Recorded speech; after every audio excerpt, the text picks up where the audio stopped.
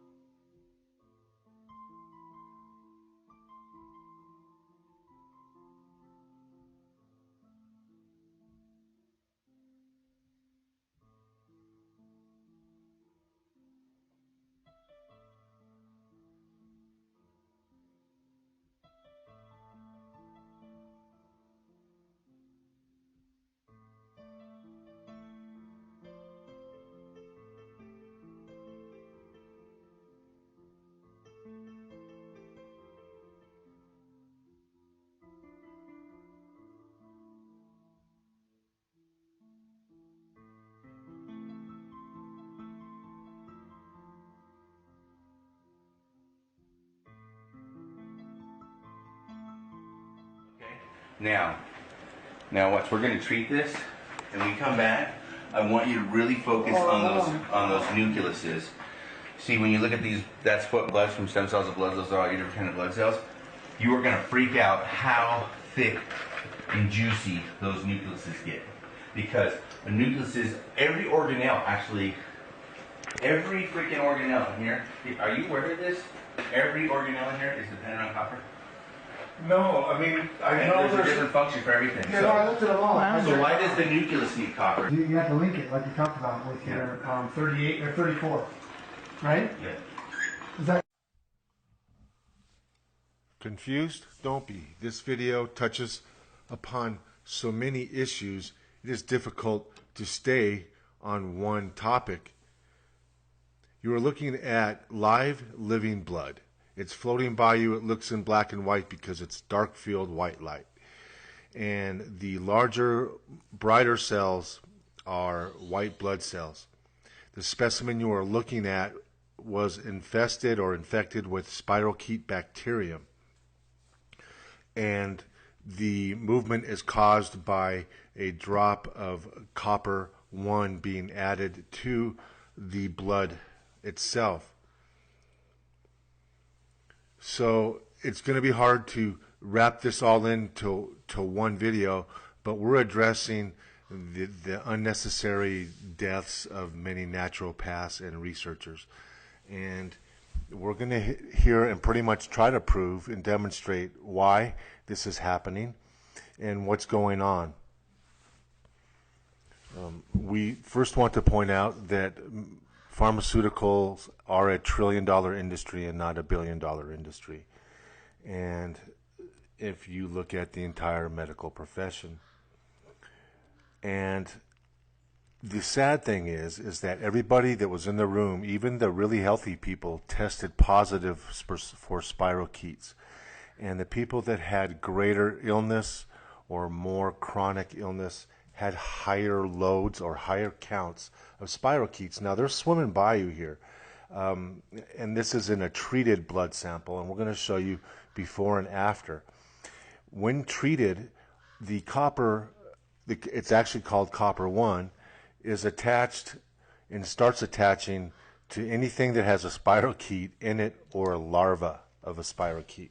Spirochete has a life cycle, and they love to swim, and they prefer a damp, dark, low oxygen environment. But this sample was so infected with spirochetes that the copper absorbed into the red cells, those are those glowing things floating by, and made them look like smaller Christmas ornaments. And the larger white cells absorbed the copper like you wouldn't believe, and swelled up almost twice their normal size and became activated by this copper. And it's not the normal copper. It's called copper 1. It's not the normal copper that comes out of the ground, copper 2. But the first step in recognizing an invader is for the macrophage to tag the invader with like a little smoke screen so that everybody else can see it and rally to that point. And the reason these red cells look elongated, one is there's a partial polarization due to the spirochetes that are inside, but also when you put a drop of water into a blood sample, it creates a hydrodynamic pressure, and that also creates a teardrop effect. And this is a second specimen tested. You can notice the blood is flowing in a different direction on your television screen. That's because the drop was applied to a different area on the microscope slide. So again, you see how many of the red blood cells absorb the copper 1, and it's glowing. But in the bloodstream itself, you can see flashing, and you can see a lot of movement. And those are spirochete bacterium. And when exposed to the copper, they were actually leaving the red blood cells where they were hiding in the red blood cells. The red blood cells they were hiding in were still looked to be doing what they're supposed to be doing, but obviously it can't be functioning at 100% when you have parasites breeding inside a red blood cell. But that highlighter there, that square highlighter, shows you some of the smaller spirochetes. The adult ones are a little longer, but what happened is as soon as the adults went into the bloodstream, the copper attached to them and automatically inhibited their ability to be mobile. And the spirochetes are extremely mobile. They are swimmers, and so it makes only sense that if all of us in the room tested positive, then pretty much most of the population has these. The neutrophils were amazing. They absorbed this copper 1 like you wouldn't believe, and it just was watching a metamorphosis right before our eyes. But the sad thing about this is that we had to actually do this meeting in secret, and we had to be very careful about how we made the arrangements. And when we got to the lab, there was a strange truck parked outside, and we didn't even rendezvous as a group until 2 hours later. That's how tight security was in this lab, which is behind 3-4 locked doors, television cameras, security system. And it speaks to another huge issue that's going on in the world today, this global medical push and the persecution and execution of good people, naturopaths, holistic doctors, researchers. Now, there is a connection to some of these murders of these scientists. The connection is a nagalase connection. Nagalase, not to confuse you, is an enzyme that breaks down your immune system. And it's not theory. We know exactly how it breaks down the immune system. It affects a very specific electron transport at a very specific point in the mitochondria of cells, and it also deactivates vitamin D. It breaks down vitamin D3. Vitamin D3 is needed for the macrophage to do its job. Macrophage is a white cell that tags an invader or a bacterium. It tags it and exposes it and activates. the immune system. Now, some of these red cells look like they have tentacles coming out. That's a spirochete coming out. We were very careful about making sure we weren't seeing thrombocytes attaching to the red cells, because you did see them clump together, and that's more like an electromagnetic polarity thing. So these spirochetes, we're all putting our heads together and what we can do to help the spirochetes. Obviously, the copper one is important, but the sad thing is some of these people tested positive for spirochetes, and according to the CDC, they did not have Lyme disease. Well, if these people didn't have Lyme disease, what the heck is all this stuff swimming in the bloodstream? Now, here's a before treatment. Everything's rather stationary. You can see the smaller plasmids, that's my term, moving about. And this guy, this researcher was telling us that copper-1 played a role in cell metabolism, that it actually helped us produce more energy, 17 times more cellular energy using ATP, adenosine triphosphate, as your energy molecule.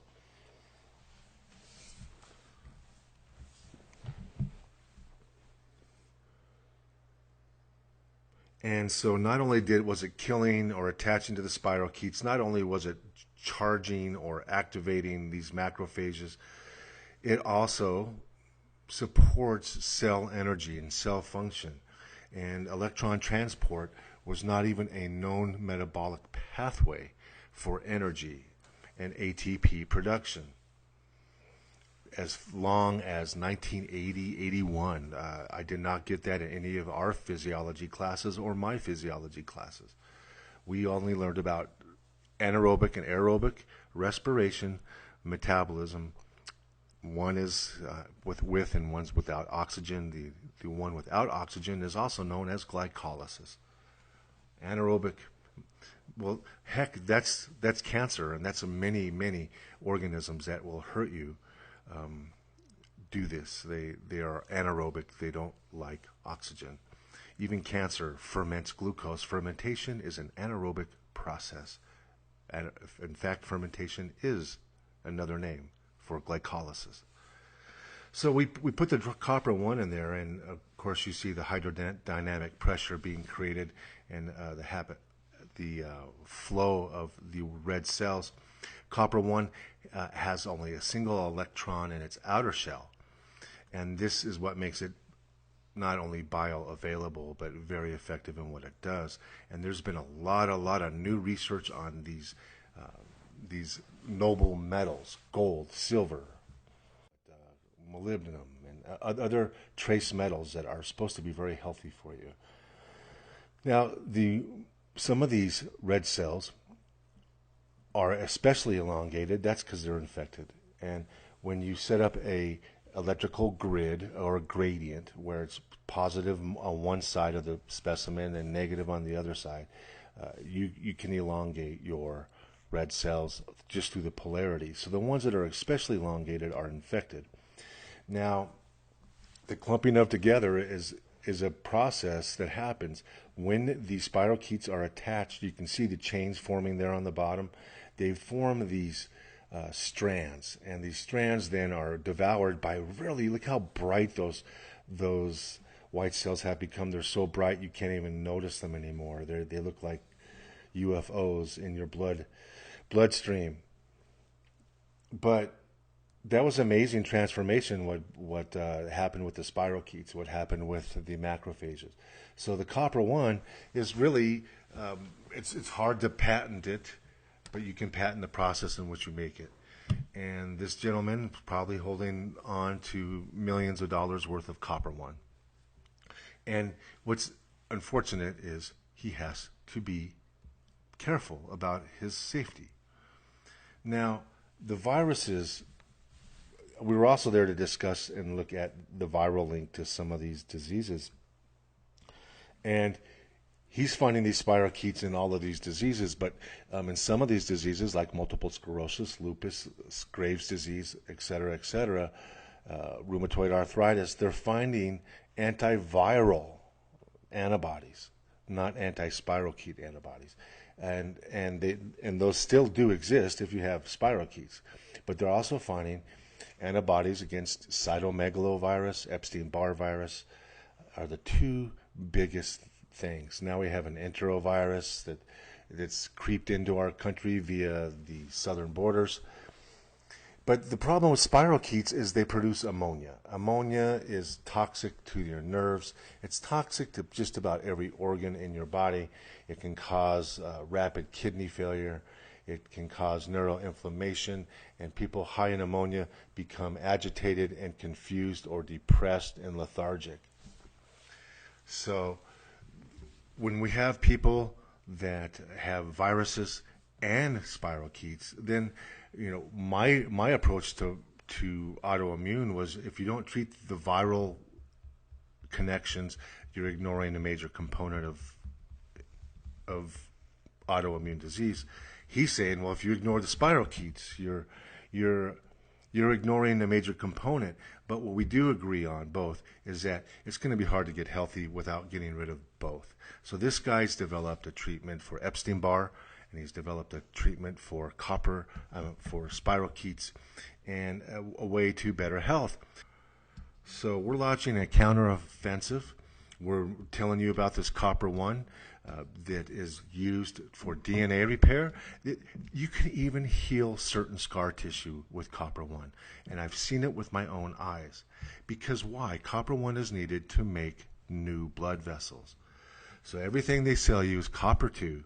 Copper 1 is a form of copper that's ionized via a process that happens inside the plants. So if you have a disease that's anaerobic and doesn't like oxygen, and then also copper 1 seems to be really good as well, then mixing copper 1 with pro-oxidant will fight off and do many things. The oxygen alone will chelate bad metals. It's conductive of electricity. It speeds up healing. Oxygen speeds up healing. It reduces inflammation. It improves cognition. It prevents ischemia. It dissolves in plasma as well as found in the red blood cells. It starves fermenting cancer cells if you can get it inside the cancer cell. It prevents injured cells from dying. It improves your energy and improves absorption of minerals. And of course, your brain loves oxygen, improves your cognition.